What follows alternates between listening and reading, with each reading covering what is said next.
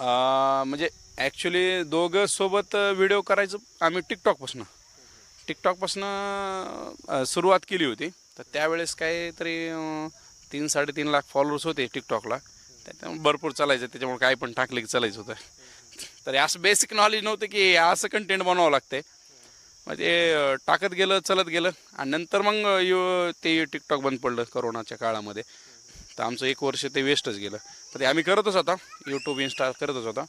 तर त्यानंतर अशी गोष्ट झाली की आम्हाला कळालं की यूट्यूबवरती पैसे आहेत. म्हणजे तेव्हा कळालं, म्हणजे यूट्यूबवरती पैसे कमवता येतात आपल्याला. आणि टिकटॉकवरती तर तसलं काही नव्हतं. मग ते त्याच्यानंतर आम्ही थोडं सिरियस झालो आणि म्हणलं की आपण यूट्यूबवरती स्टार्ट करायला पाहिजे आता, कारण इन्कम आहे. तेव्हा अशी परिस्थिती होती की साधा मोबाईल होता, साधा एकदम सिंपल साधा मोबाईल होता अँड्रॉइडचा.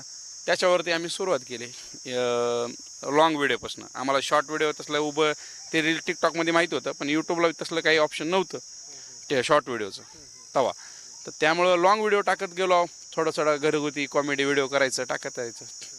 तर ती स्टार्ट करत गेला. सुरुवातीला थोडेफार व्ह्यूज यायचे, ते काय मग चलत राहायचं. वाटायचं टिकटॉकला लाखावर व्ह्यूज जात होते, इकडे काहीच नाही. मग त्याच्यानंतर सुरुवात करत करत करत हळूहळू आम्हाला एक दोघांनी ते सांगितलं की बा हळूहळू केलं तर होत राहतंय. आम्ही कंटिन्युटी ठेवल्यानंतर व्हायरल झालं एक दिवशी. आता त्याचा काळ म्हणजे आता एक 2-3 वर्षाखाली व्हायरल झाला. जवळपास व्हिडिओ होता, शॉर्ट व्हिडिओ, त्याच्या दरम्यान व्हायरल झालो.